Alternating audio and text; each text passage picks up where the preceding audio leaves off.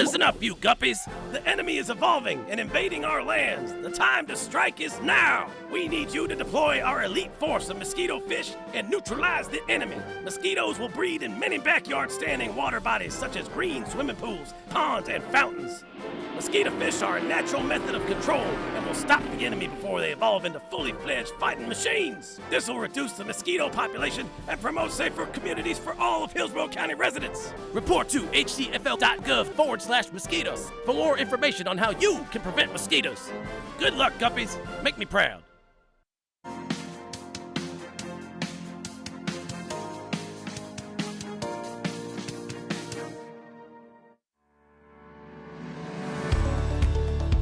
It's very important to prepare before a storm gets here. That's not the time to start making a plan. Right now is the time to know what your risk is, what your plans are for your family, how to stay informed, and how to get involved and volunteer so that you can help your community before the storm gets here. Take preparedness seriously, as in these past couple years, we never know how a disaster will evolve. If you wait till the last minute, that's when everybody is in there wanting to get those last little bit of supplies. Take your time and making sure that you have all the exact items that you need to put in your emergency kit. That should be able to support you for up to at least 7 days. It's important to know your evacuation zone. If we get into a situation where a decision has to be made that you're in danger from the surge coming in that's created by a storm event, that you know when your zone is called that it's time for you to go. Preparedness, preparedness, preparedness. You never know what the hazard is going to be, what the event is going to be, but if you take those basic steps that we talked about, it can apply to any hazard that impacts Hillsborough County, and your family will stay safe.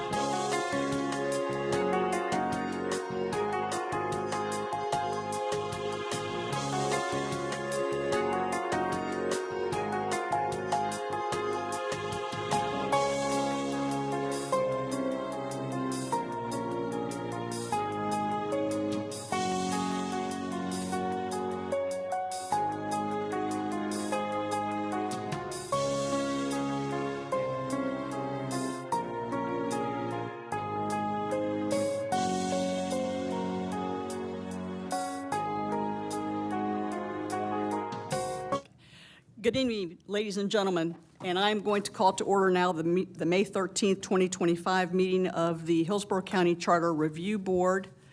I believe we have a quorum. All right, we do have a quorum, and so our chaplain will now allow for an invocation. Let's pray together.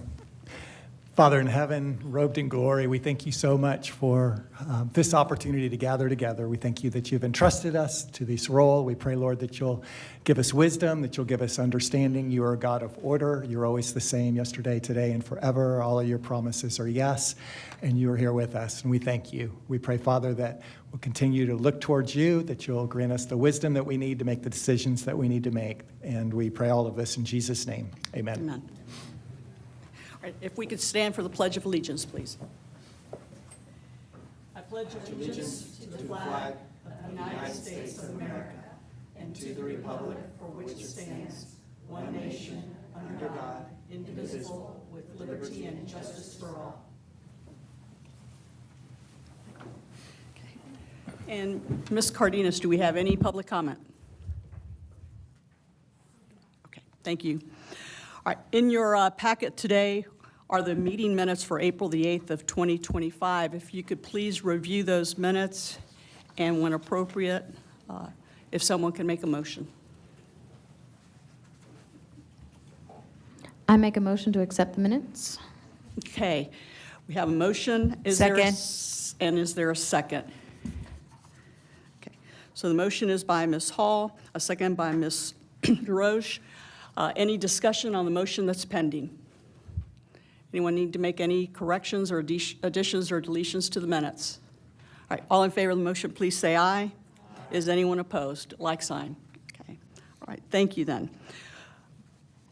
All right, today our first topic that we're going to be discussing is the review of sections 2.01 powers and 901 limitation on state law discussion.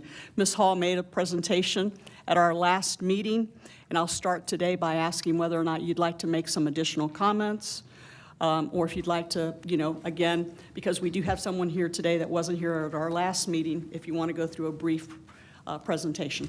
Yes, I would like to just go ahead and offer a summary because the materials are in the packet and everybody received them before the meeting. I think in plenty of time this time. Not to my fault for last time, but I do want to make a brief statement. So now the point that I raised in this presentation was about the need to remain vigilant in protecting both state preemption and the integrity of home rule authority. And that's where we are within this relevance. I believe it's important to be precise and accurate in everything that I say. With that in mind, I want to say that last month I actually did misspeak about the 5-day waiting period for the firearm purchase. And Hillsborough County's ordinance is within the boundaries of statutory regulation, but that doesn't change the fact that the charter itself has some issues.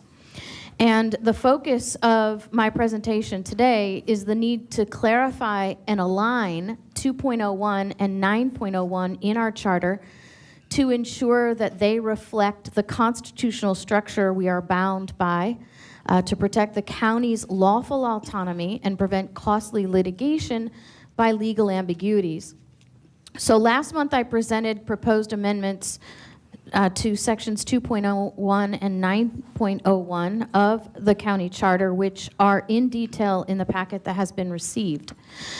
These proposals were developed to resolve existing contradictions within the charter, to ensure compliance with U.S. and Florida constitutions and prevent costly legal disputes that could arise from ambiguous or conflicting language.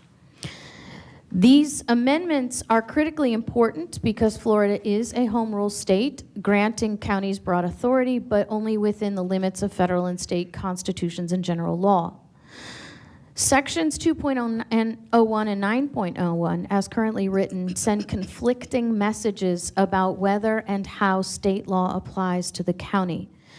This inconsistency creates legal ambiguities, which can be exploited or challenged, leading to potential litigation and taxpayer-funded liabilities.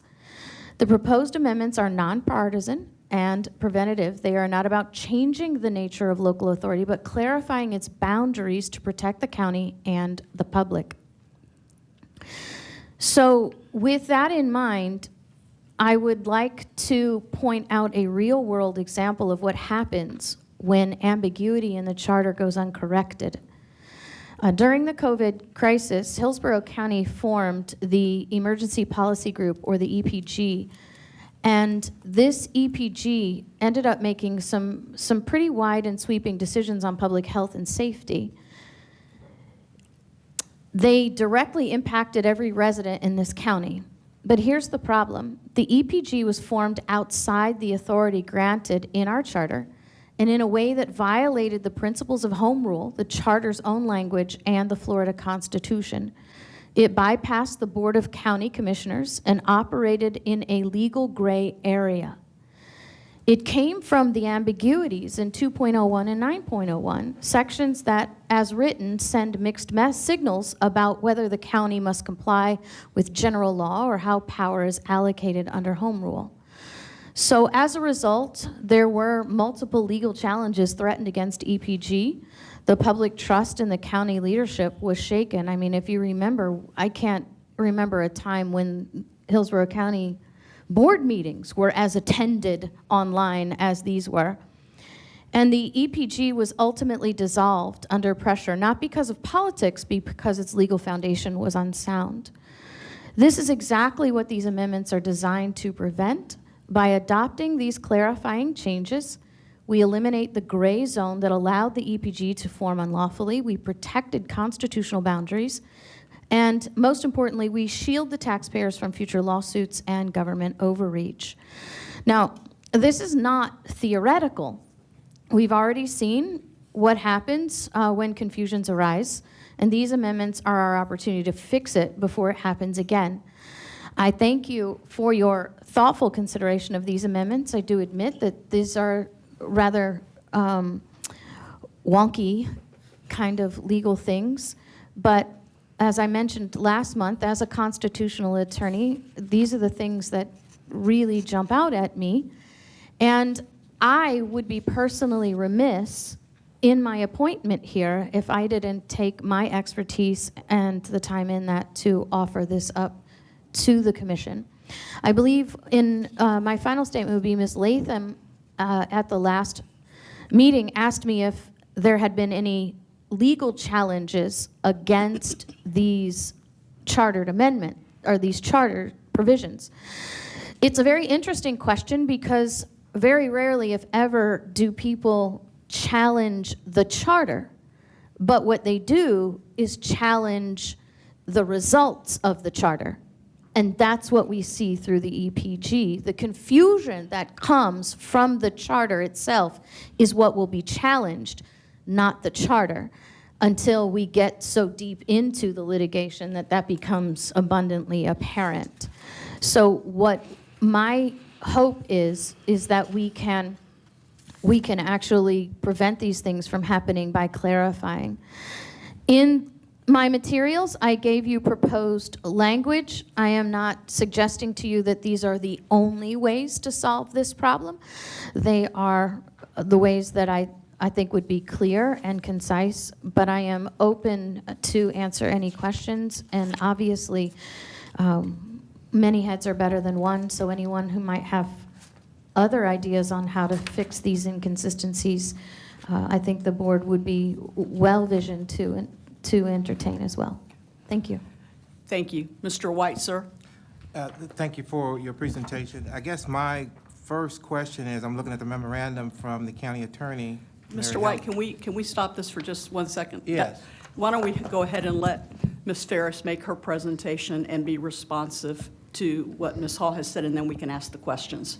That way she gets her opportunity to actually speak as to not only the memorandum, but the other statements that Ms. Hall just made. Would that be okay with you? That'd be perfect, because that's where I'm headed. Yeah. You know? Just- But, and also, I want to hear what Ms. Hall has to say related to what the county attorney has to say. So. Perfect. Thank you, Mr. White. Yes, thank you very much. Mary Helen Ferris with the County Attorney's Office. My memo to the board just sought to outline that I don't think there's any confusion. However, if the board wants to look at the language, maybe I can meet with Ms. Hall if we can come up with something. As far as the EPG is concerned, I think it had been in existence for a long time, but I'm not well-versed with that. That's one of the few things I don't get tasked with, which is a good thing. But my recollection is that it's been around a long time, and I'm not familiar enough with exactly what actions they took and what concerns people had, so I really can't speak to that. But I think my memo shows that with regards to those that I set out, that I did the research on, in a nutshell, they predated the change to the 1968 Constitution. And since they did, the Florida Supreme Court in 2017 said that they would stand against the charter even though they weren't approved by the voters. So I'll keep it simple and I'll stop there, and I appreciate that, and I'm willing to do any additional research or whatever the board would like me to do. Okay. Mr. White, sir. Well, Ms. Hall, you hear what the county attorney is saying. Based on her report, she's asking for a meeting to clarify and to correct and to amend and to suggest, what are we adding and what are we fixing that's broken? Yeah, I would be more than happy to have a meeting with the county attorney. Whatever we can come up with would be perfectly fine with me. I think that having, the two positions predating the meeting will make the meeting very efficient. Yeah, and, I agree. I'm happy to do that. I'm happy to do that as well. Okay, we'll schedule that. Great, wonderful. Okay. Thank you, ma'am. Are there other board members that would like to address this issue at this time? Well, to keep it moving, when are we expecting, hopefully, to get something back to the board? So I've got some pretty direct guidelines that have been provided to me to try and wrap up some of these issues rather soon, which I would assume is going to be the June meeting, because we want to actually address what we think are the bigger issues. And as we discussed at our last meeting, what we don't want to do is over referendum along the way. So I think that if we can put this to bed in June, I think we'd be in good shape. But I wanted to make sure other people, if they wanted to comment today, because obviously whatever tweaks are made are going to have to go with the referendum. So we have someone saying that the charter is okay as it is. We have someone else saying that we need clarification. So I just want to make sure that we understand that this is going to be something that will go on our list, because we'll take a vote at the next meeting. Well, Madam Chair, I just want to just say, when you said over referendum, Pinellas County had 10 ballot questions related to amending their charter. So you're saying if we do 11, then we're over? No, I'm not saying anything. I'm saying that was the discussion that this board had last time. Okay. I didn't speak last time. Got it. I don't know how much is too much. I mean, I know when the ballot goes way down, I know it falls off. I'd like to say, Ms. Latham and then Ms. Hall. yeah, I appreciate all the work you've done, and I have a lot of respect for the work that you do. I don't do that. But I've noodled on this, and I do not, in my view, feel it is necessary. It feels a bit like a solution in search of a problem to me. And so I just want to make folks aware of that going into this. I don't want to waste a bunch of time if other people feel similarly. I would throw it out that, Mayor Helen's been doing this a very long time. She's seen a lot of stuff, and I really want to be clear that I don't think this is a good thing to use valuable real estate on the ballot for. I think we've got bigger fish to fry. Our lawyer says we're consistent, and I think we just move this thing forward. So I would do a motion to deny and look for perhaps a second. Second. Okay, so we have a motion by Ms. Latham to reject the proposal. We have a second by Ms. Carlton. On the pending motion, who would like to speak? Yes, ma'am. Well, the county attorney has agreed to meet, Madam Chair. I think we need to allow the meeting to take place, and if there's nothing after they come back, then I think that would be appropriate motion to dismiss. But I think when the county attorney's offered to meet, right, and have a discussion, I think we need to let that take place. That's what it's all about. It's a study. Okay, that's one comment by one member. Who else would like to comment? Ms. Hall? We're going to meet, and I am fully expected we would do that before the meeting in June. And I think that given the opportunity to speak it through, something can be resolved by June. I think that with the respect that I have for the assistant county attorney, of course I do. I have also been doing this for 20 years. So it's not always a good thing to deny second opinions when they're being offered, and I think that she and I can come together. We've worked with the county's attorney's office before, so I would thank Mr. White for that endorsement and say that I'm willing to, and I'm eager to meet with the county attorney so we can talk through this. Ms. Snively? Thank you, Madam Vice Chair. I would agree that this would be worth the discussion to have. I appreciate the work that you've done inserting some of these recommendations and edits to the charter. With regard to the EPG, as someone who got to serve on the EPG, I can tell you, I hope that it never happens again. So, and you know, because honestly, the EPG was formed really, or established with regard to emergencies, more for hurricanes and other catastrophes. It was certainly not prepared for a pandemic. But with that said, I think that your points are very valid and they're worth the conversation. And I think it's collaborative to sit down and figure out if it's necessary. And then on the other side of that is deciding, I know, whether it's worthy to, you know, be on the ballot. I think all of the discussion that we have, if it moves forward and it makes sense, maybe we, you know, park it until we get to closer to the end of our tenure here, and then decide which items are going to be the most important to put on the ballot. And maybe not necessarily dismiss this one, because what I don't want to happen, although we could do it, we could go back and say, let's revisit this again. It would be a waste, I think, a waste of time to do that. So let's maybe, if we end up utilizing this and approving it, or we could say, let's park it over here until we get to further along, and then decide which items we feel will have the best real estate on the ballot. The only thing that I'm concerned with is just obviously the guidance and direction that I've been given today is that we need to start making some decisions on some of these things, because there's an anticipation that the big issue that we believe is going to take 3 meetings. Mm-hmm. Then we have another couple of big issues that are going to take another 2 meetings. And so to some extent, we have to try and really start honing in the agendas to really taking these votes, because if not, I feel like y'all are going to walk away being unhappy that we didn't address the things that you really probably came here to do, to talk about. That's all I'm asking. That's all I'm saying is we just have to, for the next meeting, you know, we probably want to limit some of these items that we're talking about for some time limits, maybe, Ms. Cardenas. Some time limits so that we just say here, because we're, you know, it's clear that we're all reading our materials. It's clear that we all know where we're headed. It's clear that we have, you know, really bright people here. So I just think that we need to keep our eye on the bigger issues that we know exist, that we know that the commissioners are very interested in also. I mean, at the end of the day, that's the bottom line, right? Okay. And the people are interested in this. Okay.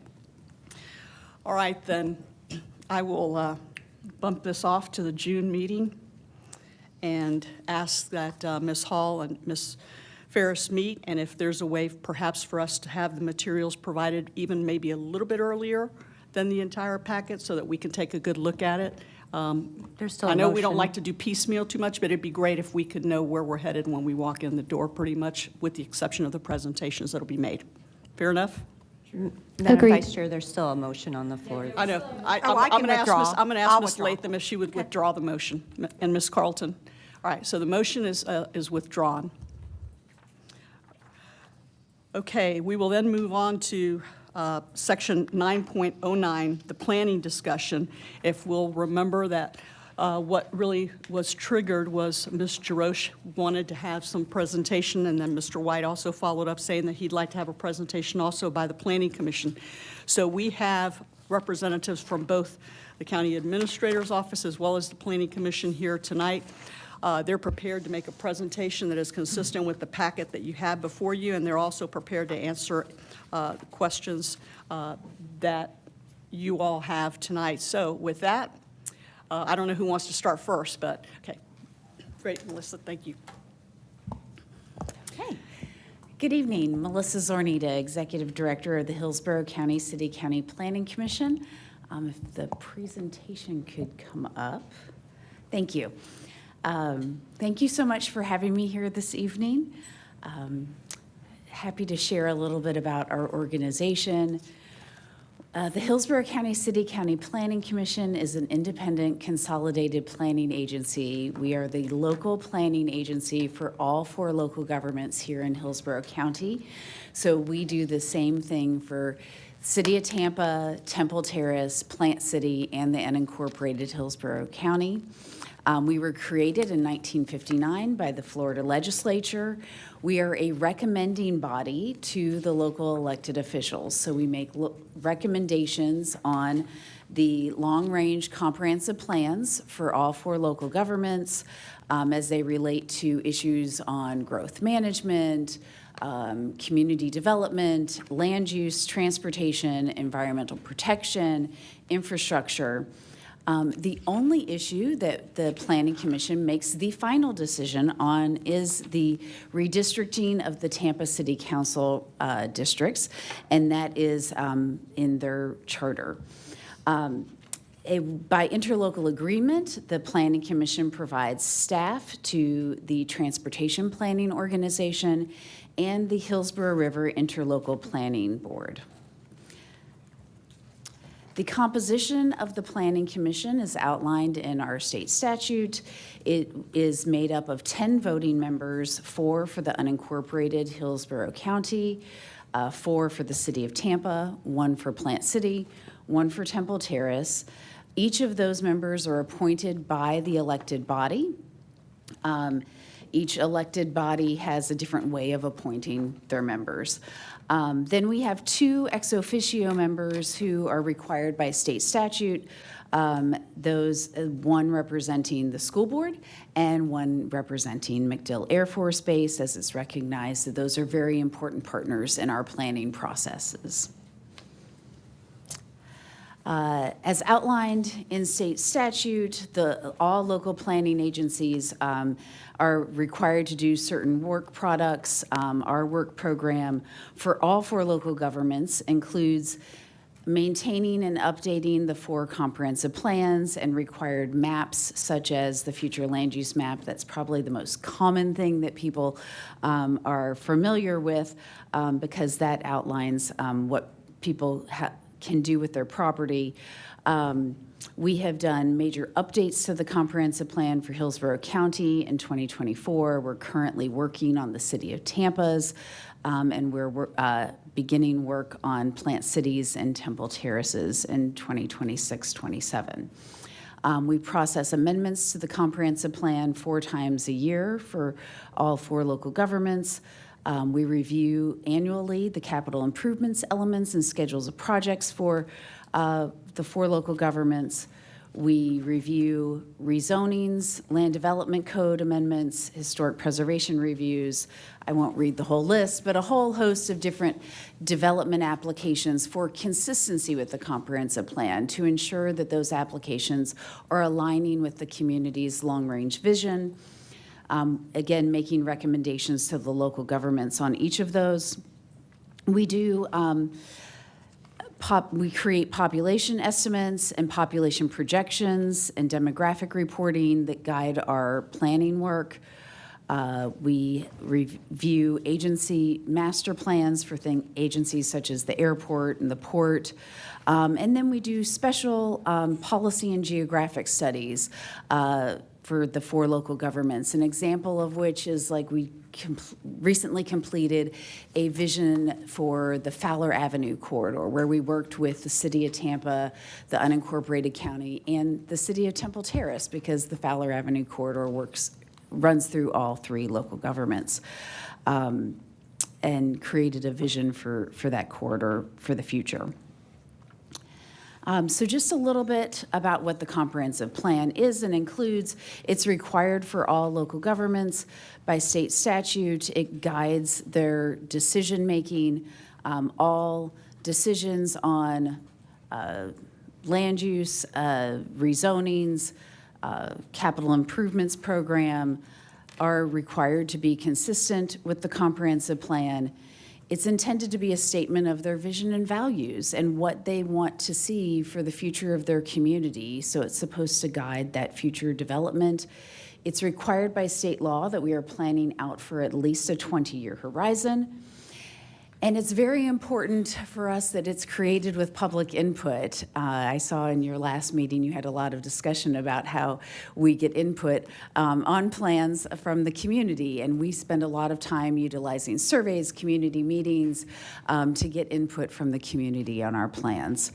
Ultimately, the comprehensive plan is approved by the local elected officials, and it's updated regularly to keep up with the continuous changes in our community. This is a list of all the different elements that are in the Hillsborough County Comprehensive Plan. Each local government has, some of the elements are required by state statute, things like land use, transportation or mobility, housing.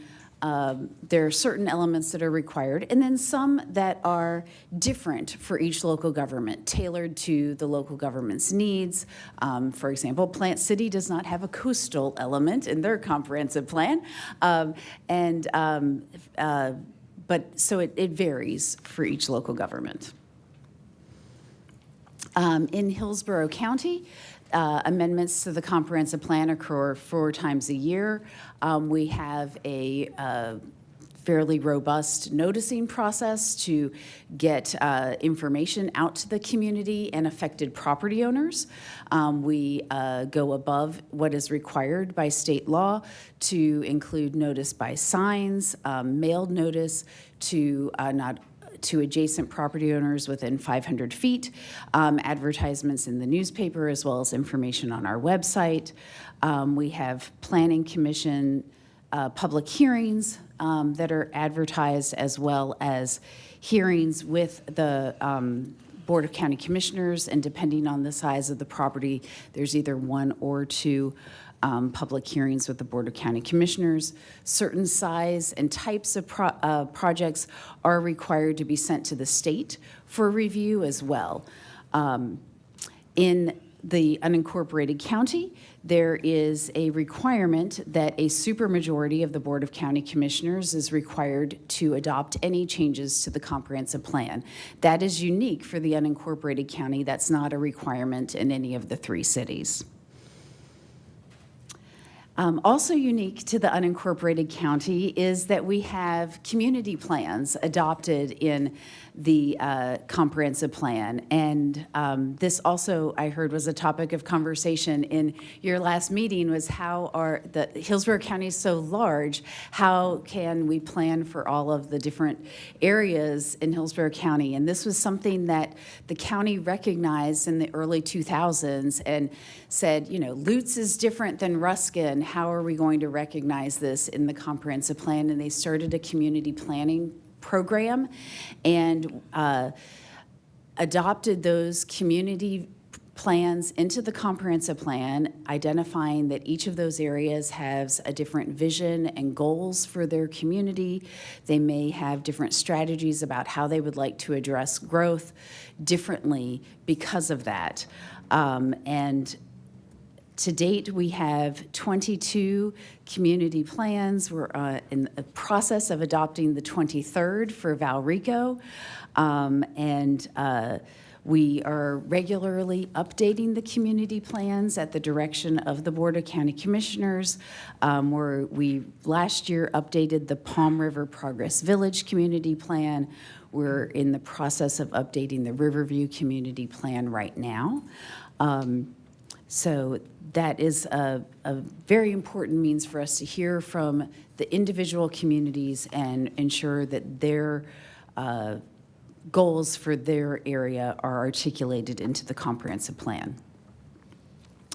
A little bit about the difference between what's in the comprehensive plan and what is in the zoning and land development code, and this will sort of be the bridge to my turning this over to Adam Gormley with the county development services.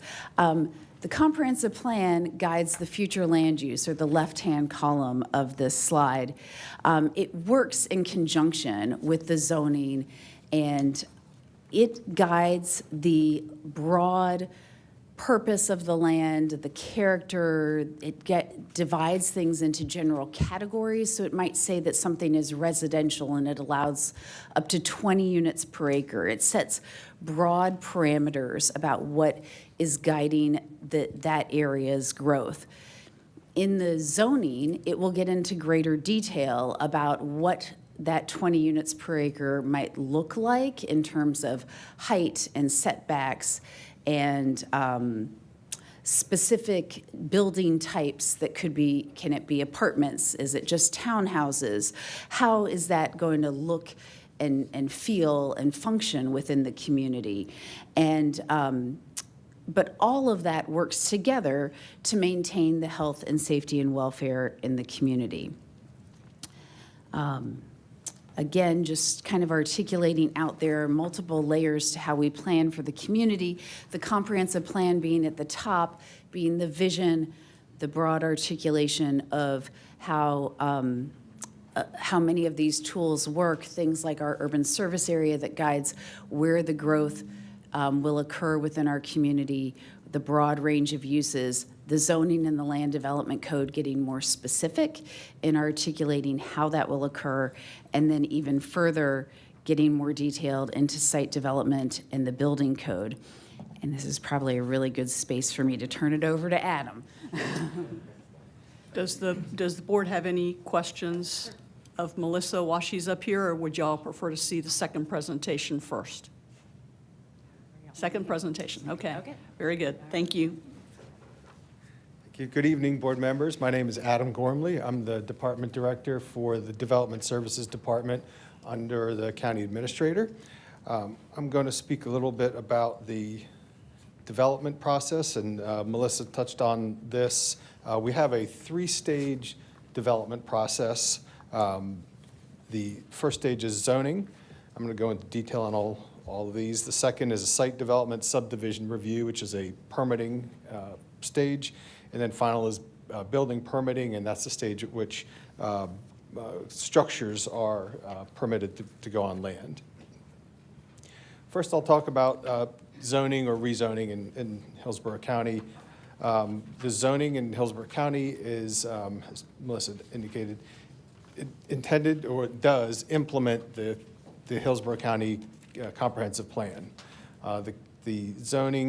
The county is divided into zoning districts, and those are areas much like the larger areas that Melissa discussed that might be planned for residential. These will be a bit more specific as to what's specifically permitted on each parcel of land. It regulates both the uses and the amount of use that can go there, the number of units that can go or the amount of square footage that can go for commercial development.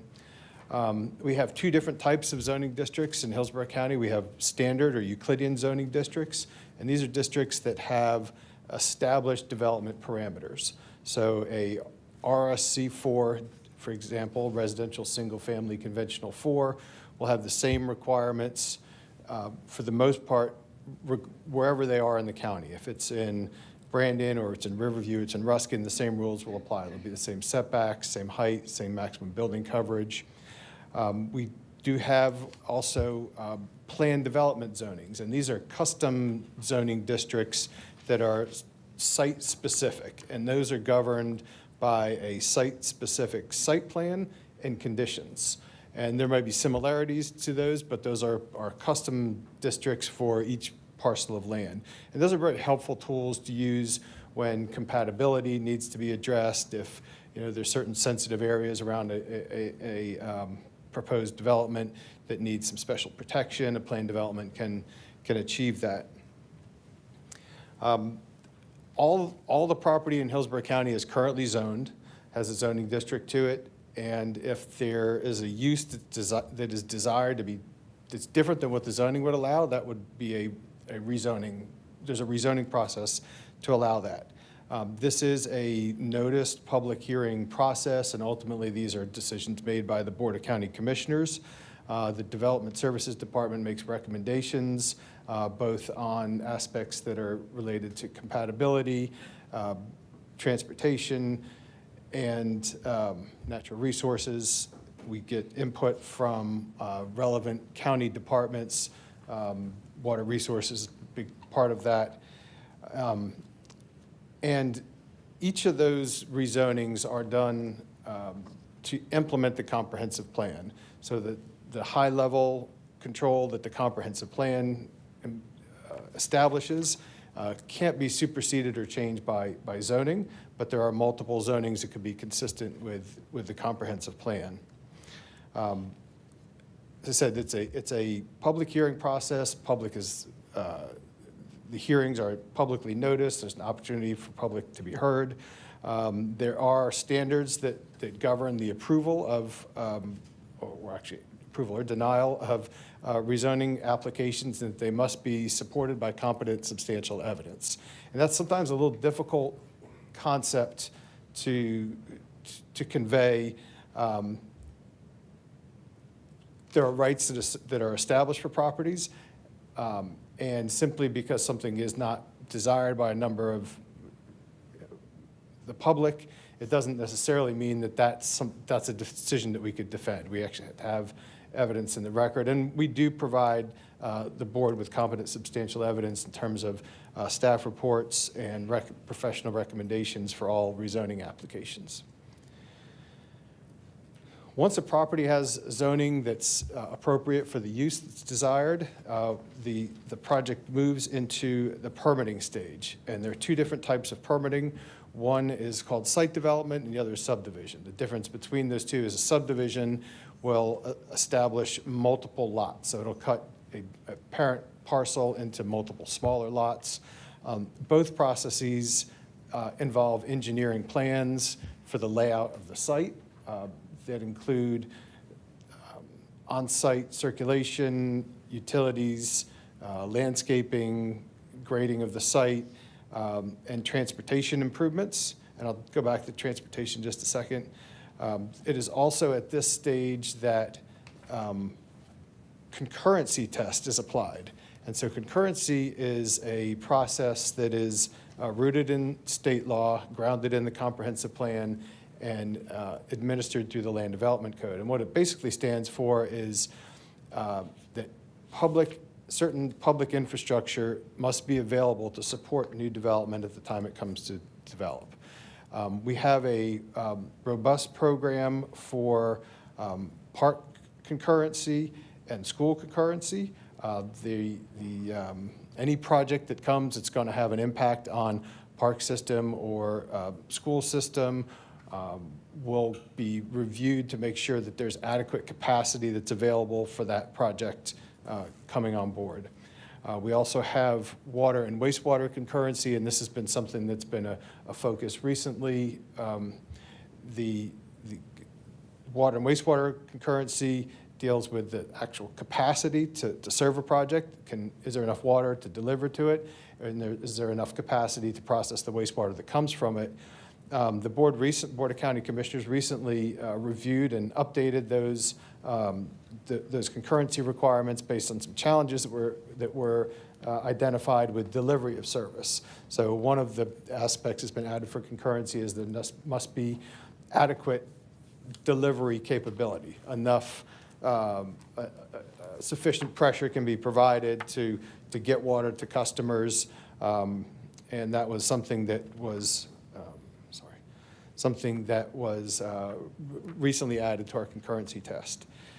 Transportation concurrency was a tool that the county had at one point in time. And this basically stood for a development that would come in, would be reviewed for the amount of trips it would produce, the distance that those trips would go, and it would be evaluated against the capacity available on the affected roadways.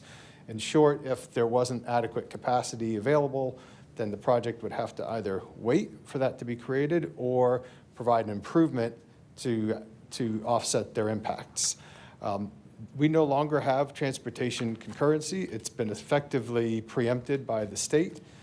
This occurred in several steps, but originally in 2011, there was something introduced called proportionate share that required that the counties or local governments implement a pay-and-go system. So instead of building an improvement, there would be a payment made for the cost of the improvement, but there was a big catch in that. The statute created a formula that was very, very advantageous to applicants. It essentially meant that we were collecting minimal money on any project, and it really wasn't sufficient to construct anything. So what the county moved to is a mobility fee program. I'll touch on mobility fees in 1 second, but I'll just like to add what we do look at from a transportation standpoint, and what we do have the authority to look at is the functionality of a project. So where are the roads that are going to be used to access this project? What is the condition of those roads? Is there adequate pavement? Are there sidewalks? Is there adequate room for emergency services? Are there improvements that need to be made to the road network to accommodate access to the project? Right turn, left turn lanes, things that will take trips off the main travel ways to facilitate access to the project. And that is something that we do have the authority to, and we do that as a matter of course with all transportation projects. So again, it affects the area immediately around the project, but it does it from an operational standpoint rather than a transportation system capacity standpoint. Mobility fees. So mobility fees is, they're essentially an impact fee. And what it is, it's a fee assessed on new development to have it pay for the capacity that development is consumed. So in 2016, after several years of struggling with working under the proportionate share and concurrency, the county moved to a mobility fee, which is a pay-and-go system, but it doesn't have the same constraints that proportionate share does.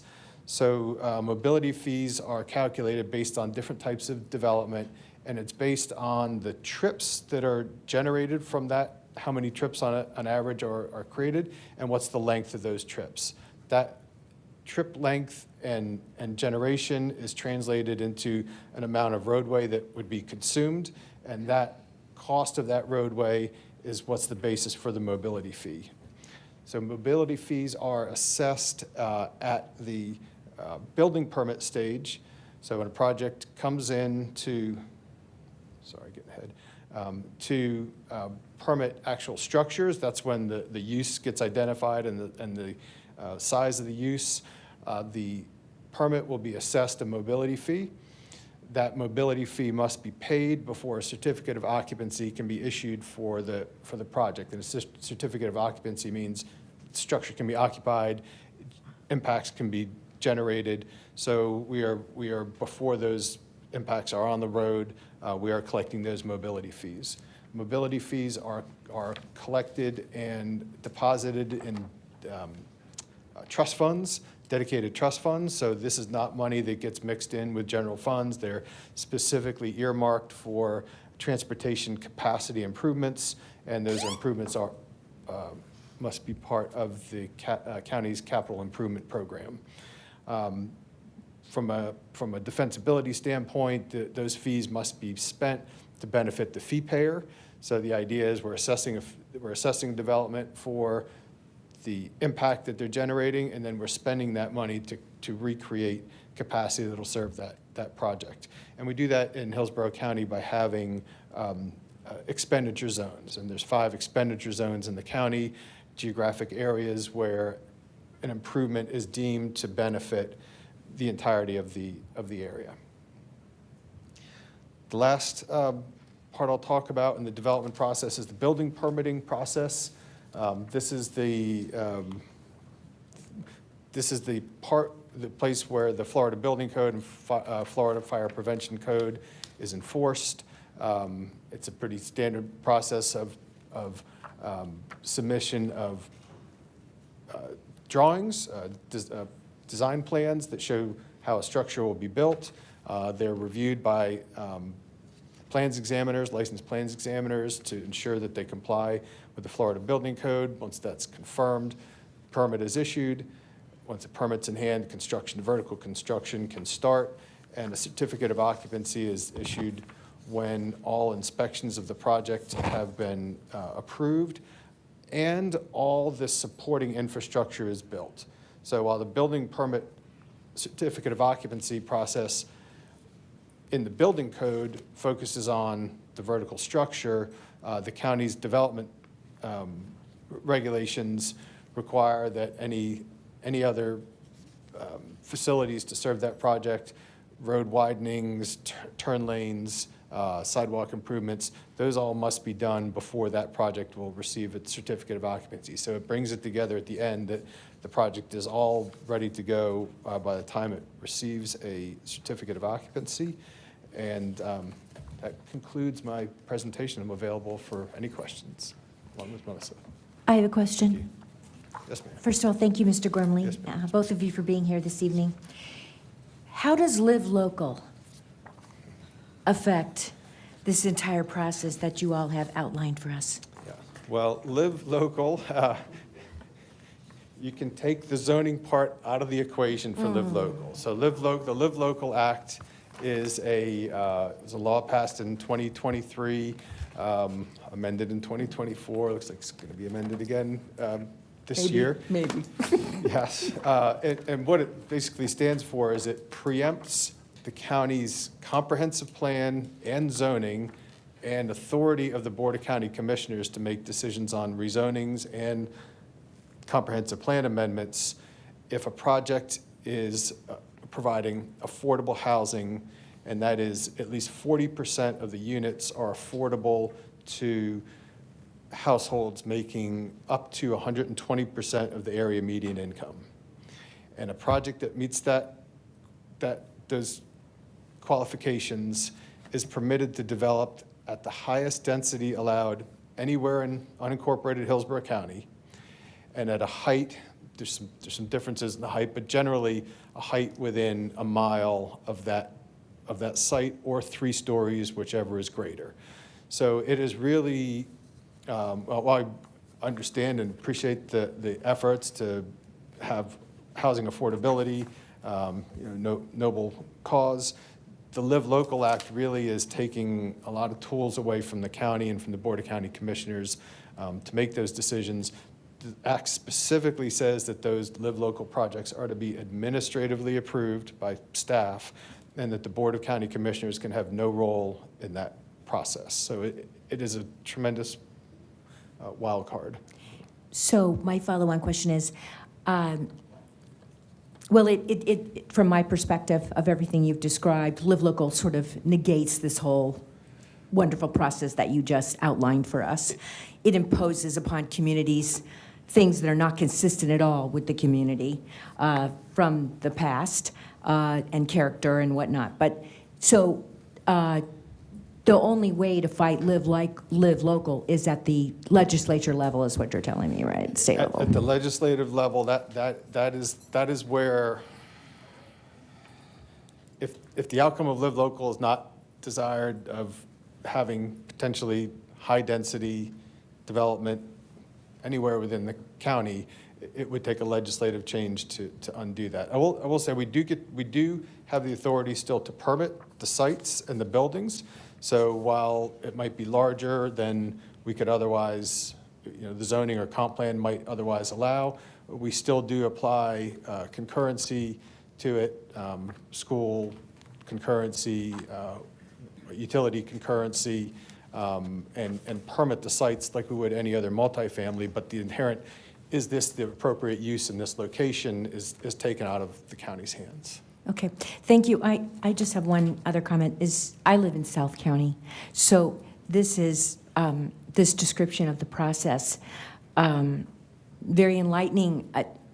Of course, we're suffering terribly in South County because we don't have any of this capacity described in this plan to support the development that has already occurred and is continuing to occur. So thank you for sharing all of this. It was very enlightening.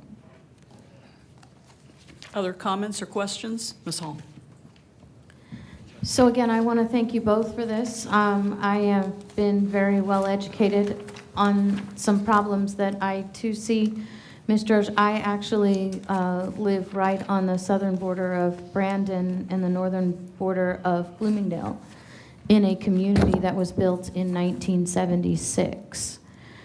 And as I was listening, I have a whole list of things that I would like to know more about, but they all really boil down to the question of infrastructure.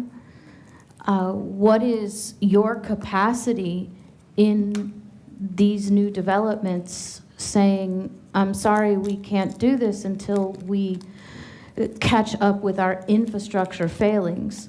My neighborhood had 3 feet of water running down the street during the hurricane, not because of the rain that fell, but because our storm sewers could not handle the capacity.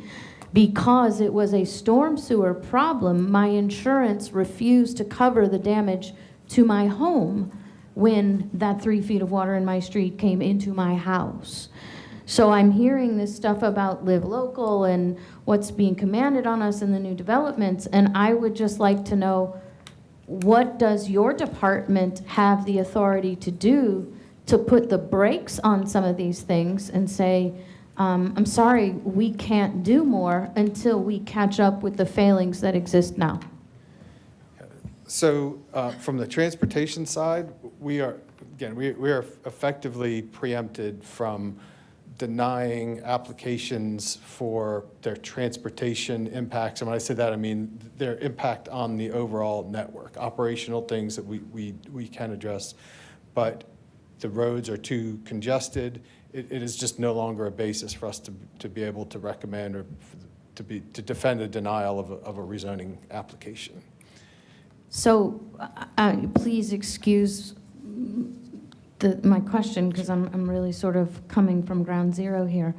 What you're telling me is that the drainage is directly related to the congestion of the roads. The fact that you can't control the roads, you can't control the drainage? Is that what you're telling me? No, that's on the answer was that I speak first to transportation. Uh-huh. And then on stormwater, we do have, so obviously we know that there are challenges with the county's stormwater infrastructure. Different developments over time have had different standards applied to them. We currently have a stormwater technical manual that prescribes the design of stormwater systems for projects. And basically for new projects that are coming in today and permitted today, the standard is that they cannot have a greater impact post-development than pre-development in terms of the rate of water discharge. So that's going to require that the project retain stormwater and retain it so that it doesn't flow off at a rate greater than the pre-development stage, and also retain it for attenuation for water quality, to retain the water to let the particulates settle before it discharges the site. Depending on the sensitivity of the area, we have different design requirements for those. So areas that are more sensitive, that are in a basin, have a higher rate of retention of the stormwater. So it is an evolving. We look at some older developments and we see that there's infrastructure there that is not what we would permit today.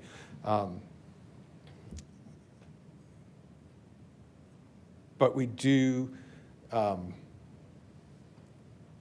require that new development offset that impact.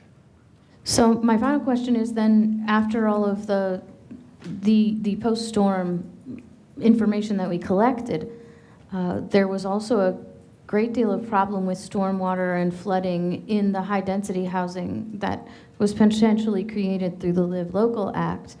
Do you have the authority for high-density housing proposed under the Live Local Act to demand these kind of storm or drainage water issues before these housings even become housings? Yes, we have the authority to, as part of the permitting of a Live Local project, we do have the authority. We're not preempted from imposing stormwater management requirements. Short answer is yes, we do have that ability and the authority, and we would exercise it. We have had several projects that have been interested and pursued Live Local. 2 that are in permitting now.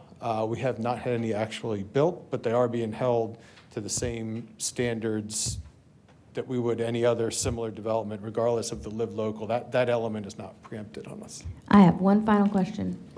Who can override your decisions?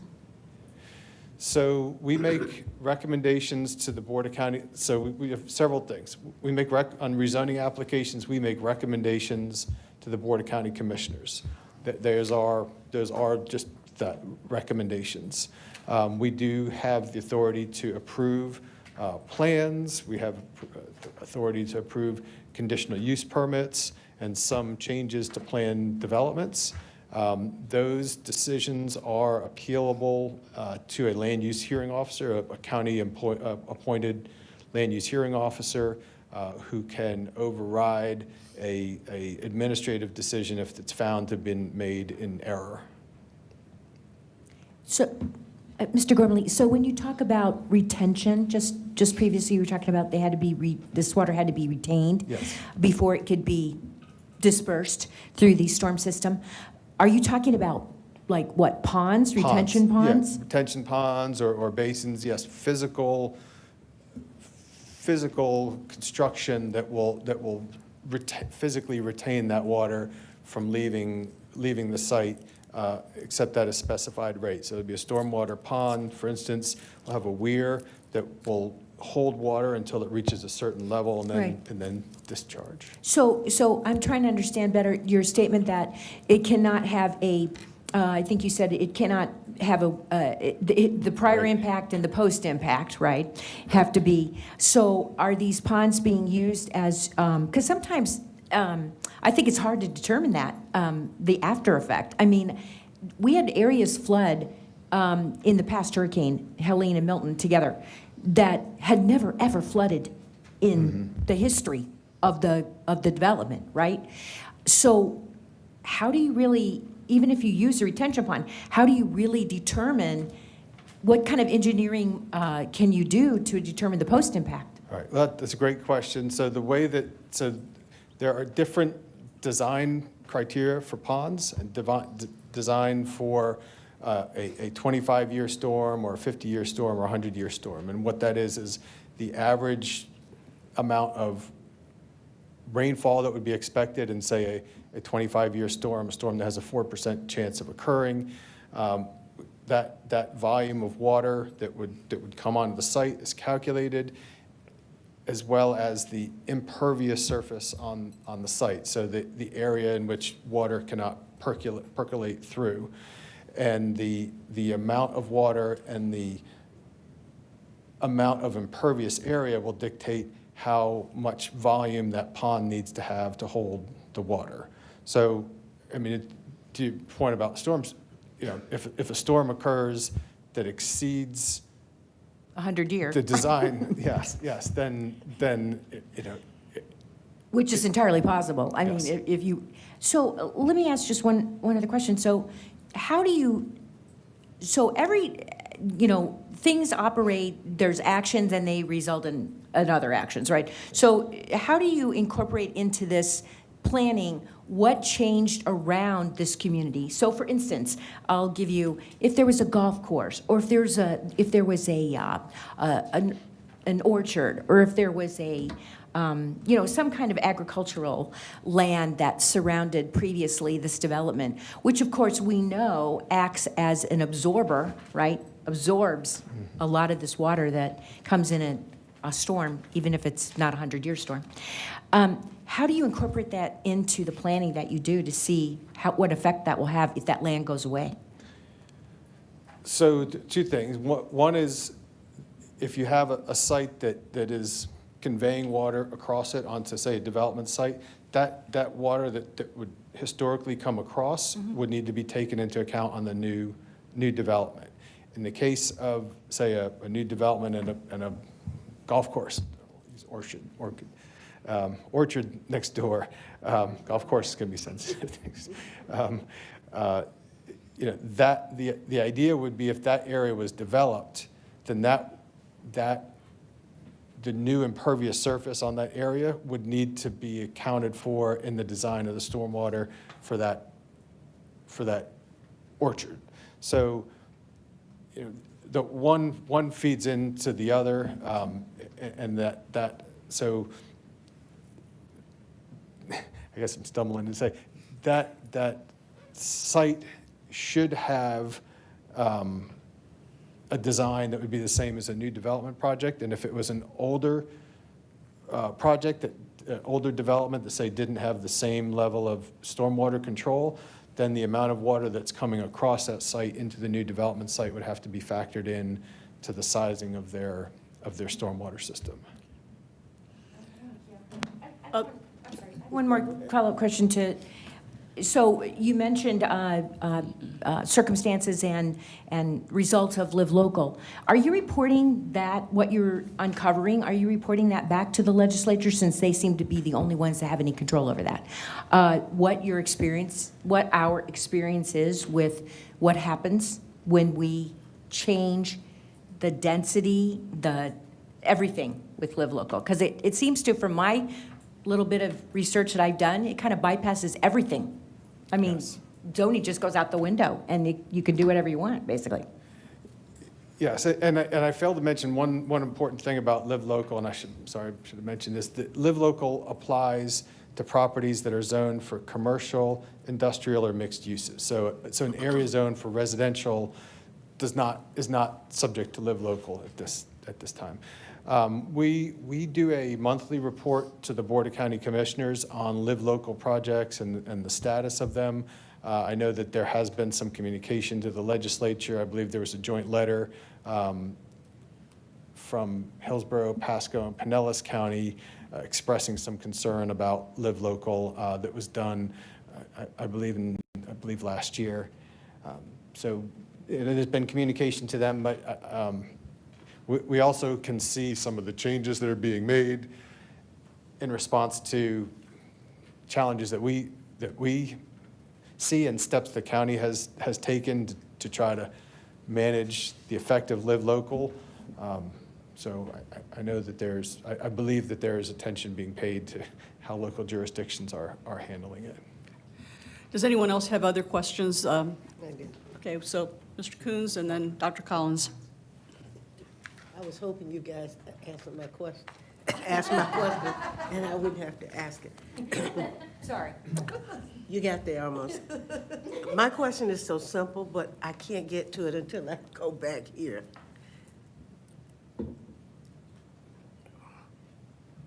I'm trying to figure out how to ask this. Based off everything that they just said, yes.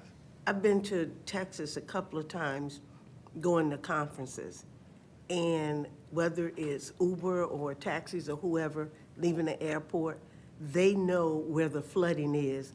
And every driver has said, that's because our commissioners and council people let them put all these buildings up here and all this cement and didn't do any recession ponds or anything. I said, you guys don't have that here? And they say no, and they just have to go all counter roads to try to get to the airport because of the flooding.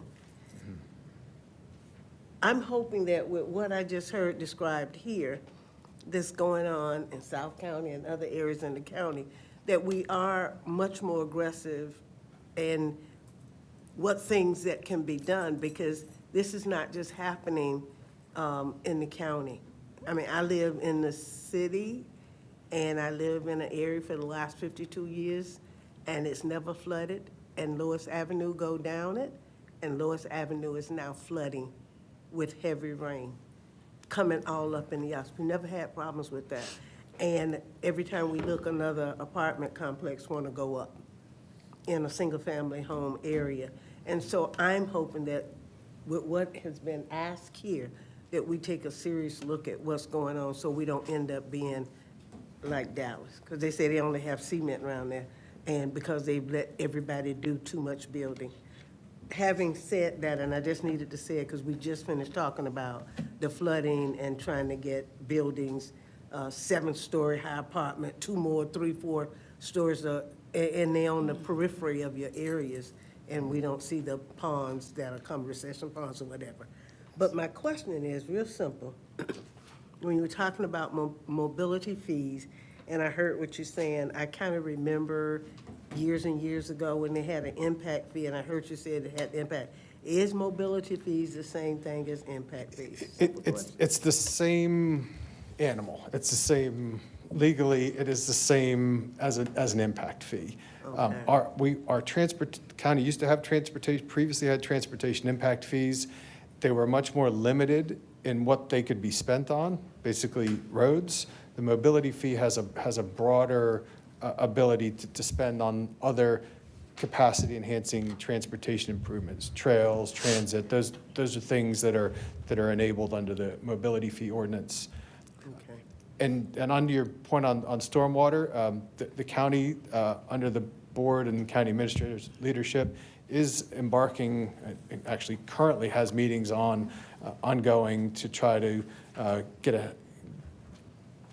understand where our opportunities are for enhancing stormwater management in the county, particularly in light of the storms and the rapid growth that we're experiencing. Mr. Coons? Thank you, and thank both of you. Great presentation. Hi, Mr. Gormley. So changing directions just a little bit on the community plans. Yes, sir. So it says that there were 22 wrong person. 22 adopted community plans established. I guess my question is, do they come to you and say, hey, we need help, county, or do you go in and say what you're doing? Because it says that you guys are creating a plan for Valrico now. You're actively working in Riverview. So where do those come from? What's your priority order of attack? Yeah, we get our direction from the Board of County Commissioners. Okay. So usually there is some sort of issue that bubbles up from the community and that arises to the Board of County Commissioners, and they say that, and give us some direction that is the next priority area to work on. That's what happened with Valrico. Commissioner Michael Owen at the time said, because of a number of comprehensive plan amendments in that area that were very controversial, he said, hey, there's some issues in this area. They don't have a community plan. He saw how they were working in some of the other areas. He asked us if to prioritize that area next. Similarly, he asked us to prioritize the Riverview Community Plan for an update because the THIA, the Expressway Authority, is looking at extending the crosstown down to Big Bend Road, and he knew that project was going to have a major impact on the Riverview area. That community plan was in need of an update. So looking at how we can align some of those updates with other projects and things that are occurring in the community. So yes, it comes from the Board of County Commissioners and things that they're hearing or other projects that are occurring in the community. So THIA comes in from the state, right? And they put out a public announcement and say, hey, we're meeting on this, or is that local? Well, that's local, and they Okay. actually came to us and said, hey, we're talking about this project. They were coming to the Board of County Commissioners then and wanted to see the board's interest in that project. And then through that process, it sort of arose that the community plan could benefit from an update at the same time that they were out there working on their planning, design, and engineering study, and we could work together on that. Commissioner Myers was the one who asked us to work on the update of the Palm River area. It just sort of depends on what issues are percolating up from, to use the water analogy, I guess, from the community. Flooding through. Yeah. Okay, thank you. Sure. Ms. Snively and then Mr. Taylor. Thank you. Thank you, Madam Vice Chair. Thank you for your presentation. It was very helpful to understand, kind of wrap our heads a little bit around the duties and responsibilities of the Planning Commission and how it all, comes back to the county. So I'm actually going to redirect my question towards Ms. Jarosh. I'm sorry, Jarosh. So I was looking through the minutes because I wanted to just understand the relevance, trying to remember why we were asking the Planning Commission to come and make the presentation in the first place. And so I know that you were pulling Section 909 to have a discussion. I can't find, and this could be just an administrative question, but I can't find a proposal or amendment proposal in my paperwork. Do you have something you're presenting to us today, or were you going to wait until they present it and then wait till the next meeting to present it? What was your rationale for that, too? It came up last month, and it's okay for me to... Yes, it's okay, absolutely. Back and forth, please. So yes, I mentioned that I didn't have a specific thing, but I wanted to flag it to see if there was anything in there. In reading the 909, it's real short. It says, there shall be for Hillsborough County and its municipalities a single local planning agency created by such special laws which need not be approved by referendum. It shall have the responsibility for comprehensive planning and related activities as are committed to it by general law or applicable special laws. Honestly, you know, in hearing the presentation, you know, my vision really centered on, you know, we're such a big county and unincorporated. We don't have the same decision making. I'm going to use Plant City as an example, where they actually, you know, can make the decision for their area. And I think what I heard just now, which I didn't even realize, is that if Live Local and you're in one of the zone, let's say you live next to a mixed use and they want to build something that has the high, you can find anywhere in the entire county what the highest density. So if they're building high density, and maybe if I'm saying something wrong, you can clarify. So that means if I'm in Carrollwood and I do live next to a mixed use, and if they're building at 20 units an acre or whatever, they can come in and extrapolate that from way across the county. I mean, I think there's really a lot of issues with it. I would agree. I don't know that we can do anything to Section 9, so I won't be bringing a proposal. But in hearing all this, I really would like to hear more about Ms. Hall's proposal, because she did actually highlight in there a potential, I don't know, you know, if it, because I went back, I was just reading what she wrote, and I actually turned the page now, but I think when you were summarizing the 3 court cases, here it is. Right after the conclusion on the amendment you had for Section 2, you said the court reaffirmed that the counties have broad home rule powers to regulate land use unless preempted by a clearly expressed general law, which I think Live Local is, unfortunately. Right. But then you go on to say the general principle from the 3 cases is that there is limits to how far that preemption could go. And that's, you know, I would like to maybe hear that fleshed out when you meet with the county attorney.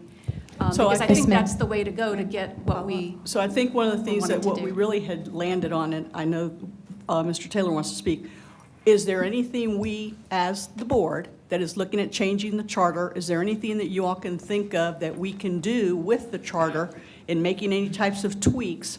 Or are you really saying to us, all of us that are not happy with what's going on, we need to go talk to every single one of our legislators up there and say, what are you doing preempting us because you just, you know, we're going to get hit by hurricanes. We know we're going to get hit by hurricanes. Stop doing what you're doing.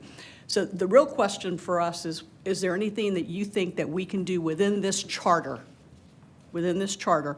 And I know if it's putting you on a bad spot, just, you know, just say no, you can't explain it. We understand the legislative piece. We understand what you're saying to us in terms of being preempted. Every single one of us understands that. We can't say in the charter, don't preempt us. We've got that. So is there anything else that you can think of? Maybe I could go ahead and answer that from a legal perspective, because sure, it's really and more let of a Mr. legal Taylor issue. just add in for a minute, whatever he'd like to say, because I'm trying to bring this one in for a landing so we can wrap up our next issue. Yeah, Then no, Mr. White. Yeah, I'll be very quick, and everyone's kind of hit on it. Again, kind of just wanting to rope it in to kind of see what kind of the flavor and tone you were looking at in this section. Because again, live local, that's just a poison pill that local government right now just have to deal with and swallow. It's out of your purview. It was a priority by a former Senate president, and you know it's going to get amended until a future legislator decides to repeal the whole thing.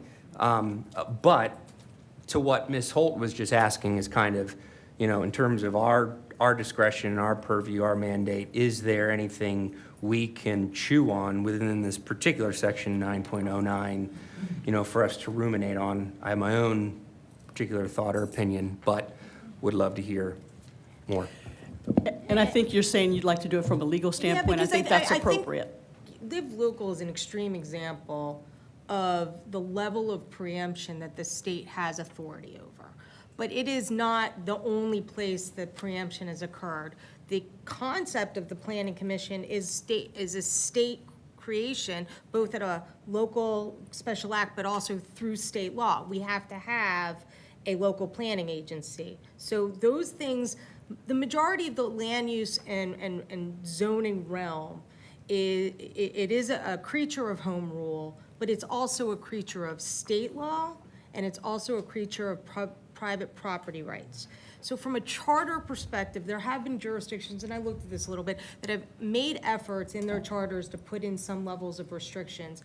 Those have either been rejected by courts or preempted by the state. So I think where you really will see more authority, and certainly you always have rights to put things in your charter as long as they're legally available to you, but where you have more authority and control over what happens in your land use world, besides going to the state and asking them, and this is not a problem just in Hillsborough County, I can tell you all over the state. I've been in the local government land use world for most of my career. This is a big issue, and I don't even think it's a partisan issue. I think most local governments are not necessarily feeling comfortable with the state taking away the rights that they have on a local level to regulate. But I also think that where you have your best authority is to engage with the Planning Commission when they're going through their community planning. Engage with what happens when the land development code provisions are drafted so that you're able to indicate where the issues are. And something I just wanted to point out with concurrency and with this idea of what is in place prior to development going in, which is, what infrastructure. The one other issue is that when you are approving a new development, you don't get a backwards look to say, let me fix all the stuff behind it. I only can fix that which I am creating as a property owner. And so, and I can also say this too, as somebody who represented private developers in my other life, the county is very strong on what they require you to do when they have the ability to require it. Trust me, I made a whole practice out of that. But what I'm saying is they can only go up so far. So even if you were to put some parameters in your charter, one, they'd be harder to enforce because it really is a regulatory exercise, both in your comp plan and in your zoning code. But secondarily, I can't promise you that you won't see another conversation about what the next preemption is, because that does seem to be very, you have a legislature, many legislatures, and you have folks who live in this world who are not afraid to utilize the power of preemption for the purposes of managing how local governments deal with development. Okay. Hey, That's not a good or bad thing, it's just reality. Mr. White? Thank you. I had a totally different subject matter related to having the planning executive director here. I was looking for something for the Charter Review Board toolkit because we're supposed to be eventually discussing redistricting and all these other issues, number of commissioners. And so what I wanted from the Planning Commission is how many citizens are there in Hillsborough County?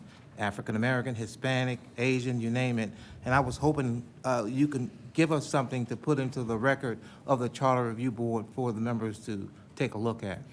Yes, and I think Beth has us on tap to provide that information at a future meeting. Right. Yes, so when we get to that topic at a future meeting, Melissa or her staff will come back and Just talk go ahead much and more. tell the public, what are you going to be providing us? I don't know which meeting. It'll be the information requested from the Charter Review Board, so in At a meeting or two, when you get to At a that. previous meeting, we already had indicated that what we wanted to know was how many citizens actually were here, and to the extent that we could drill down in what areas they were, that's Yeah. what we wanted. So there was already an agreement that our support staff would be providing that to us. Yeah, we have At all a of previous that. meeting. We have all of that data, and we're happy to provide that at the We did not appropriate come time. prepared to do that Yeah, tonight. yeah, That I was- don't have it with me. That's what I wanted her to say. Yeah. Also, redistricting, can you just speak just a little bit on the history have you have any history redistricting with the Board of County Commission for single-member districts? No, not with the Board of County Commissioners. No, we have supported the county staff with data and information because we have a lot of demographic data and GIS mapping. We've supported their efforts on redistricting in the past, but that's the only extent to which we've been involved in the county's redistricting efforts. Why do you think the city council and the mayor of Tampa continue to rely on the planning commission to conduct this redistricting process? Mr. White, I don't think that's a fair question for her. That would be something that we should ask really either somebody on the city council or the mayor. I don't feel that that's, she didn't come prepared to answer those types of questions. She hasn't even had an opportunity to reach out to people. Don't you think you let her say that? If she didn't think it, she can answer her own, make her own comment, Sure, Madam Chair. except for that one of the things that as the chair you get to say is we are getting off track a little bit. They all came prepared today to address the issues that we brought to their attention. Anything else, I think, going outside of that at this point is just is not fair. So if you don't mind just waiting, I'd be more than happy to ask the chair of city council to come and talk to us about why they rely on that part of life. Do you think it's working good? She's doing the work for the city council and the mayor. You can answer that. I think we do a good job for them, yes. That's what I want to hear. Okay. All right. Thank you both very much for the presentation. Really appreciate how much time y'all put in preparing, and appreciate this. Thank y'all very much.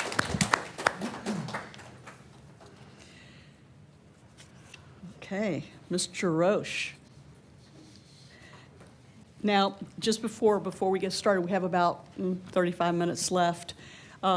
Is it your intent to make a presentation today, to have Ms. Ferris opine, if necessary, on this, or?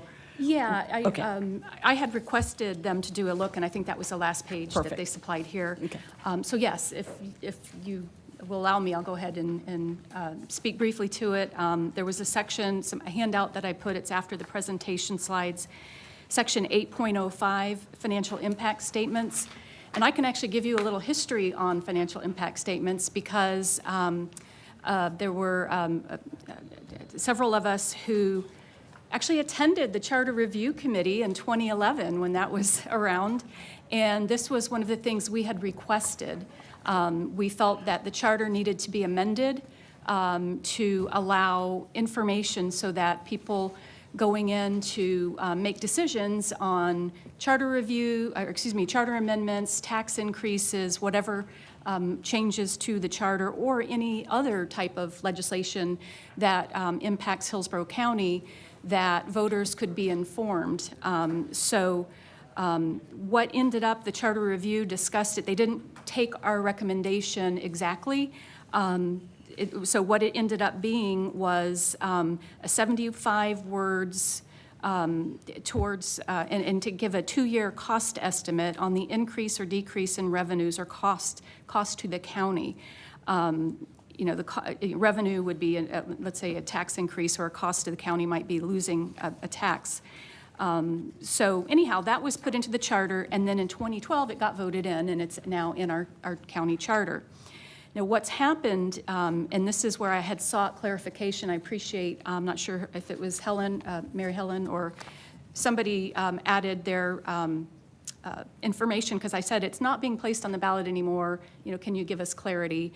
And essentially, there was a Supreme Court ruling that conflicted with general law, and so it's no longer put on the ballot. So I think the intent is still good to have information for the voters.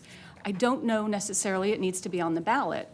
Whenever you do a county surtax or a sales tax increase for the county, governed under code of the statute called 212-055, they put in there that the county has to do an audit, has to be performed, you have to put the tax on the ballot or vote on the ordinance 6 months in advance to give OPAGA time to initiate an audit. That audit must be placed 60 days in advance on the county's website. So, now seeing that there is, we cannot put it on the charter, I guess I'm still interested in keeping the financial impact statement, but perhaps it would go along with the audit on the county website, and that was part of my proposal. So going through this, what I saw is the problem with the current financial impact statement was it was too vague. It only gave you 2 years. So when we have let's say a sales tax that's 30 years, it really doesn't give you, a way to kind of gauge, what is the impact on me? Because we know the impact on the county, but what is the impact in reverse of the taxpayer who has to make a decision? Because so anyhow, I felt that it was vague. The inconsistent placement, the reason it's not being placed on the ballot is because of the recent Supreme Court decision. It wasn't happening for all ballot measures, and of course that probably was in 24. The reason it wasn't on the school board might have been because of the ruling rather than the type of tax. But regardless, the other thing is, if a way, and this is probably going to be maybe a topic of discussion, I would like to see the financial impact statements available, or at least a draft, prior to the public hearing where the Board of County Commissioners, like I said, they have to vote on an ordinance to place it on the ballot 6 months before the election. They have to hold a public hearing. At that public hearing, I think it would behoove the citizens who are, maybe wanting to weigh in on a public hearing if there was a draft of this based on, because usually there is an idea of they're looking at a 15-year, in the case of the CIT, sales tax, and they could do a financial impact statement in draft form. Yes, it could change, and then they would change it into, the final financial impact. And I already mentioned that the point of view is lacks the taxpayer and how a tax might impact them. So on the next page, I had some proposed language. It would probably need to be changed because it probably needs to be struck that it isn't on the ballot. 100 words, I went from 75 to 100, I'd probably want to expand it. So I'm not ready to maybe present it formally, maybe come back next time, or we could make amendments here if there is enough interest in pursuing this. But,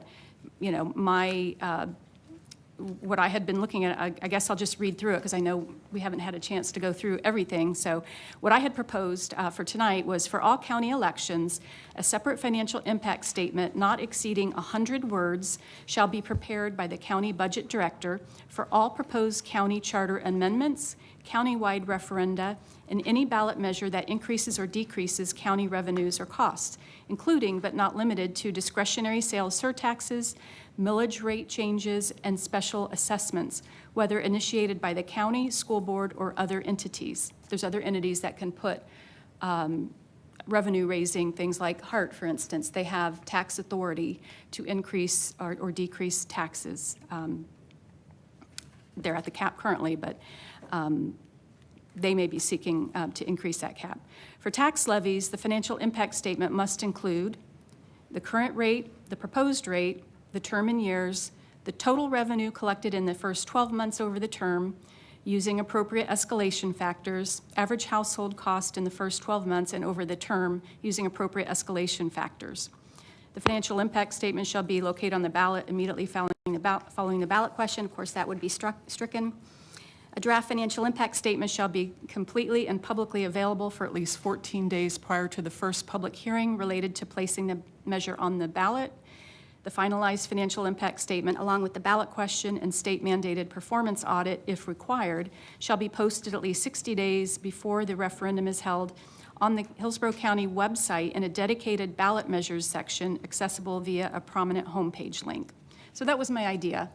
Open to suggestions, but that was kind of what I wanted to start with. And the reason I chose, the type of information, I wanted the measure to look kind of like when you go to buy a can of beans and you look at the nutrition label, it gives you all the facts and you can clearly say, I can compare this can of beans and this can of beans, the same way. And so I gave examples of how it might look for each of the last few ballot measures that we had that this would apply to. That example one, I just put you saw on the ballot. I mean, we've all seen that. Then what the current charter review actually said for this measure. So this was on the or it was produced. I don't think it was on the ballot, but I think they still had a requirement. The county does still create this financial impact statement. But that is what it looked like, and that was, what I call actual. And then the next one is proposed. So you can kind of see the current rate on the CIT was 0.5%. It would revert to 0%, but the proposed rate is actually the same. It's because it's a renewal. So the delta would be 0%, so it's not an increase. You're renewing an existing tax. The term is 15 years in the first year. And again, these are numbers, I can that I got either from the, in this case, it was directly from the county's financial impact statement. They said in year one, 201 million, and then going to the over 15 years, when you escalate it, you escalate that for inflation.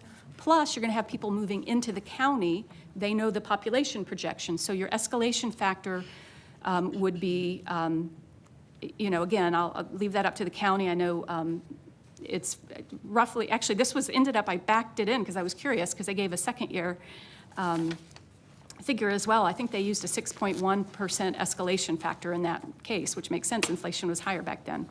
But then it also gives a household cost, and that's very easy to calculate. You just take the first year, and they know how many households in Hillsborough County, and then you don't escalate for population for my cost, my household cost. You just escalate for inflation in that case. So over 15 years, that household would have paid $4,073. So you can go through this for all of them, and that gives you something to weigh. You look at.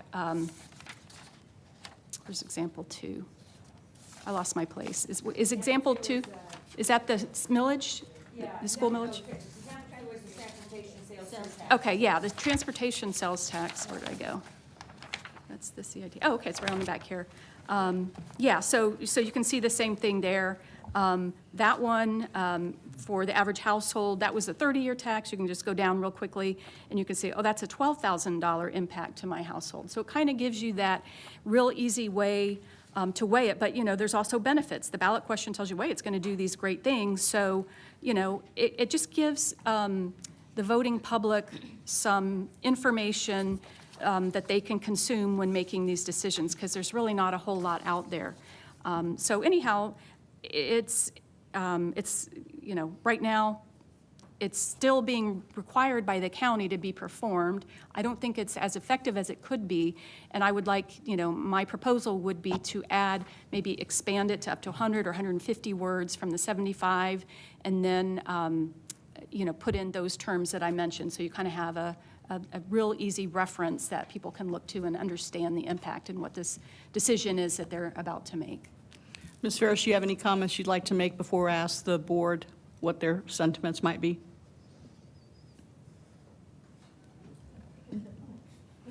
I'm sorry.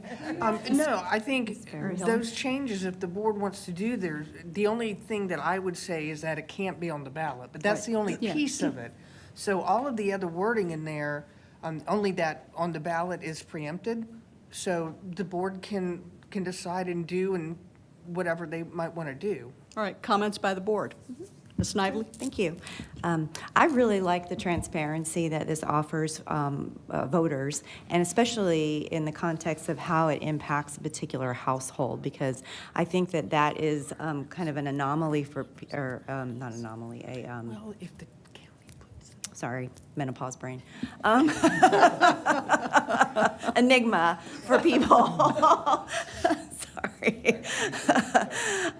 It's a bit of an enigma for people to kind of, connect the dots when they're in there to see what kind of impact it's really going to have financially on a household and over a certain period of time. So unfortunately, I guess it can't be technically listed on the ballot, but I still think that the work that can be done towards informing the public and the voters is worthy of putting or changing this or modifying this in the charter, as long as it meets the legal criteria that's necessary. But I'm in support of your proposal, and I really like the transparency around it. Have Ms. Carlton and then Ms. Stroji. Having been through CIT most recently and the transportation tax and all that, this information is out there. I mean, the people that are concerned, it's in the meetings, and I'm not looking to legal to confirm what I'm saying, but plenty of information is my only hesitation. I'm all for transparency. I think transparency is a wonderful, wonderful thing. I worry about clunking up the charter with stuff that's not necessary. Because this information, I mean, these are hard-fought issues. It's not like anybody's walking away not knowing what's about to happen. Everybody, both sides come in and, say it's not going to be that bad. Then the other side's going to say, here's how bad it's really going to be, all that kind of thing. So my only concern is clunking up the charter with, it's a relatively clean document to me. I hope we keep it that way. I hope, the things that we do are impactful here. But that's just my observation here. Ms. Stroji.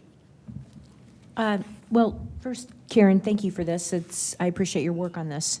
I would go even further and say that this has to be mailed.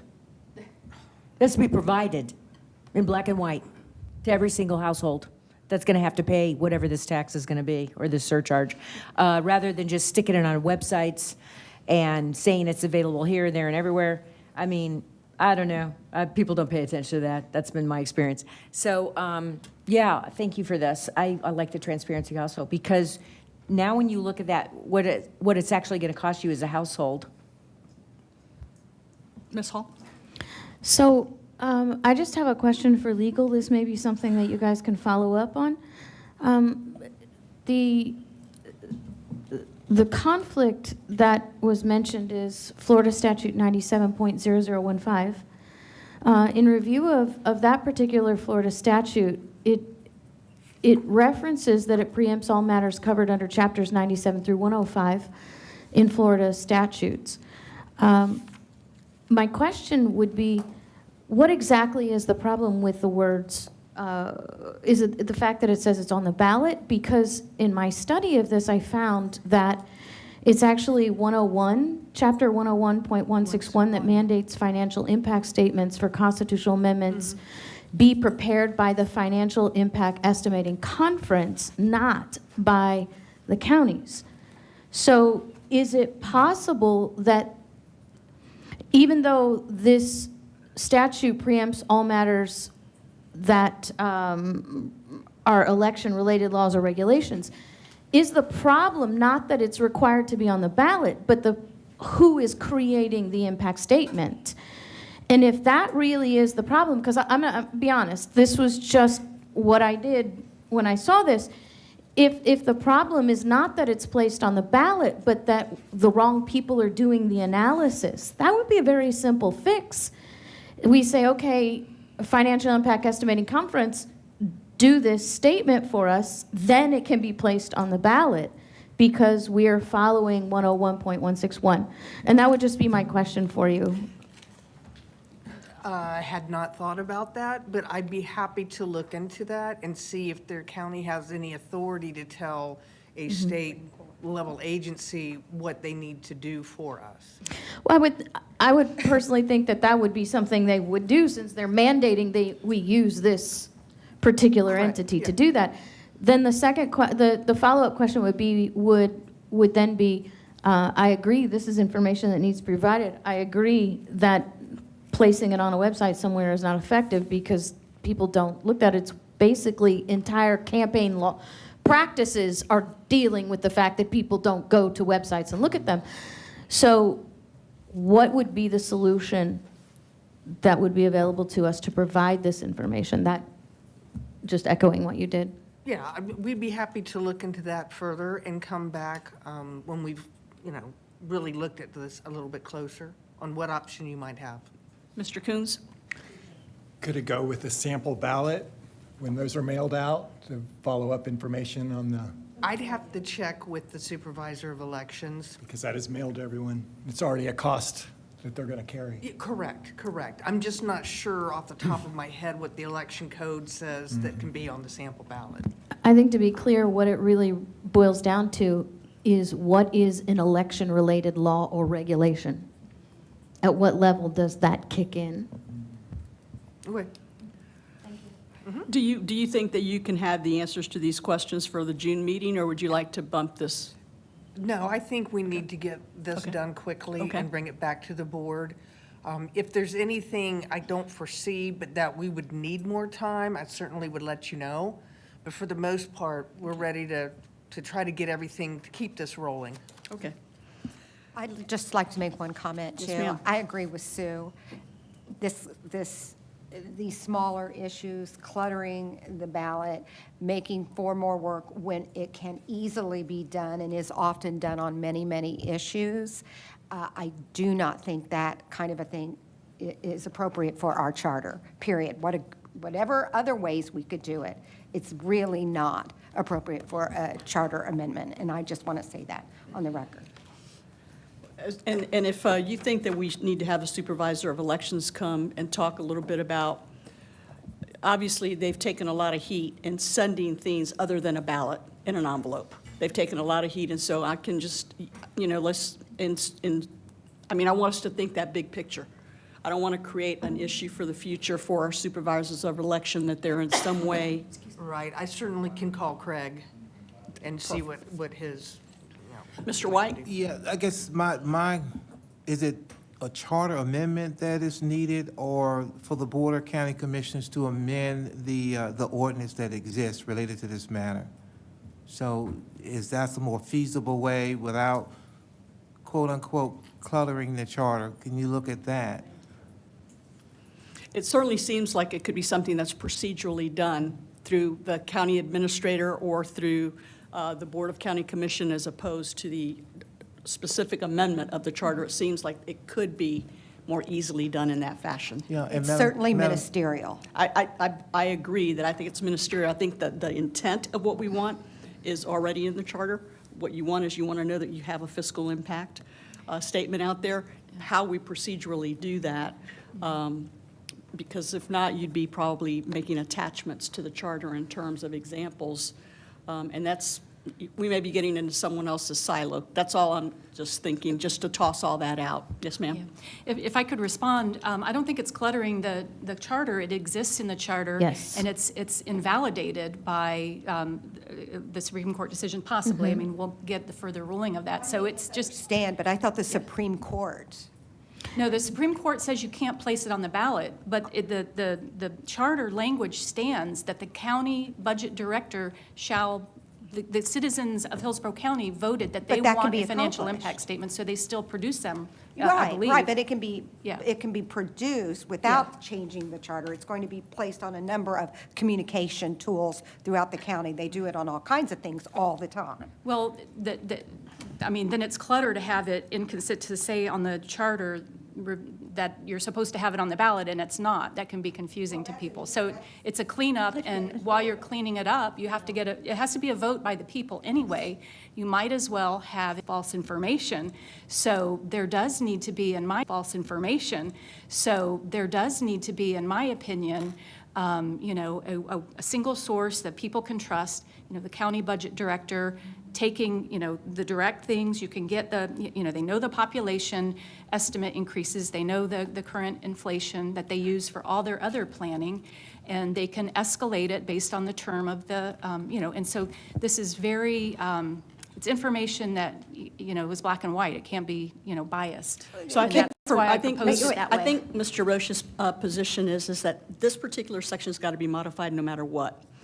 Right. So since it's got to be modified, how would this board like to see it modified? Do you just want to strike and placed on the ballot, or do you want to go a little bit further and prescribe the transparency that she's indicating that she thinks is appropriate? So I think those are the questions, and if we can get legal's opinion to come in, you agree that it's got to be modified in some way, correct? Okay, so once we know that, now it's a matter of what do we want it to say. And Mary Helen, have we position? faced this before?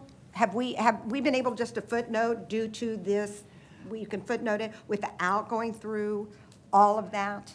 I think there might be another example. I think I remember something footnoted too. Something because after the charter that was approved. And we have all those notes in the back that we could easily do. I can provide that information. Yeah.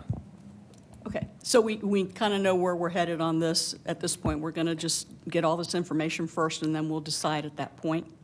Yes. Okay. And this is All right, educational. other comments, Mr. White? I just think you're doing a great job. Where is Mr. Wood?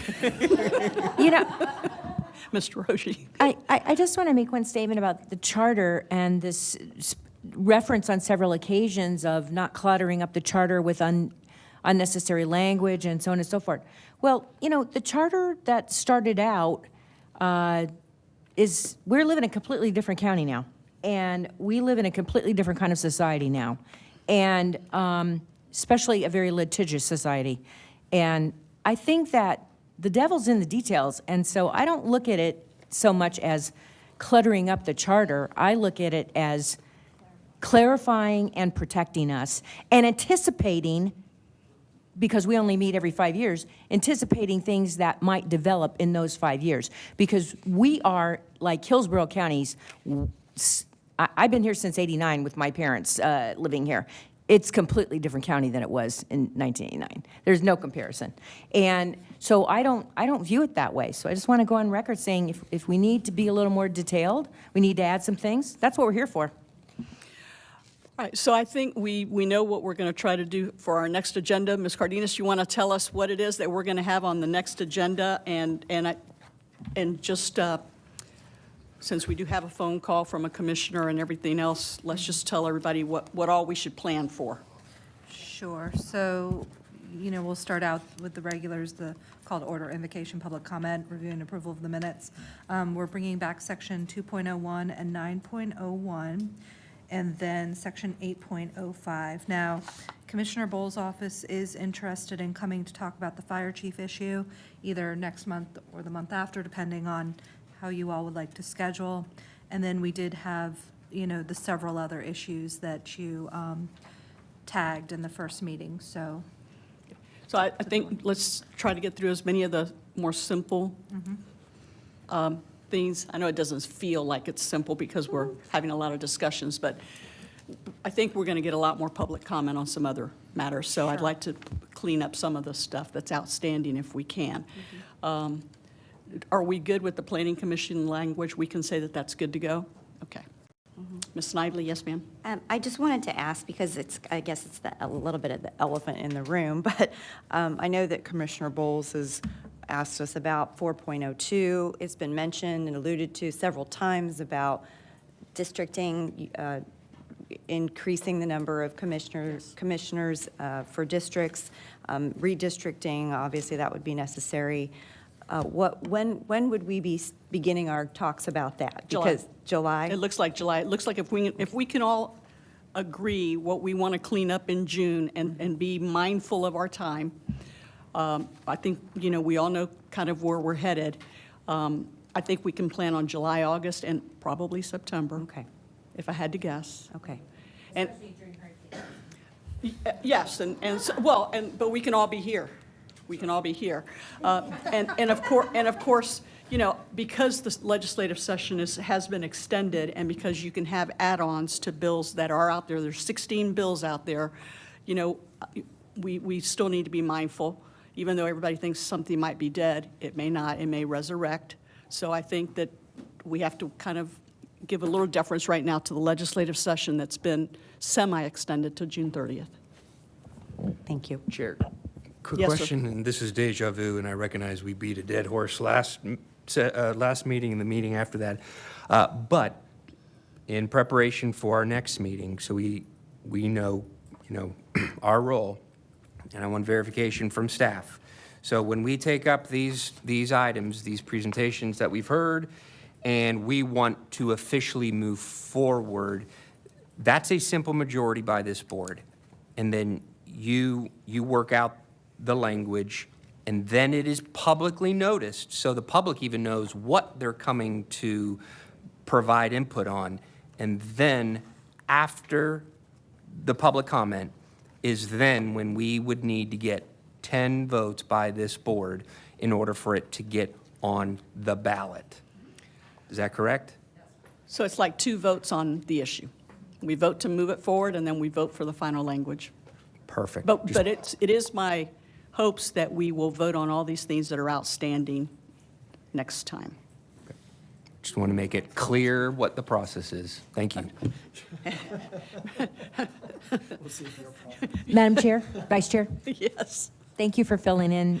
You did a great job this meeting. Really Thank you. appreciate it. Thank you. I'm sure others feel the same way. Thank you. All right, then, any other last-minute comments, Mr. I White? have one additional request. Is it possible at the beginning of the meeting, each member can introduce themselves and announce who appointed them for the public's sake? You mean for the public's sake? Yes.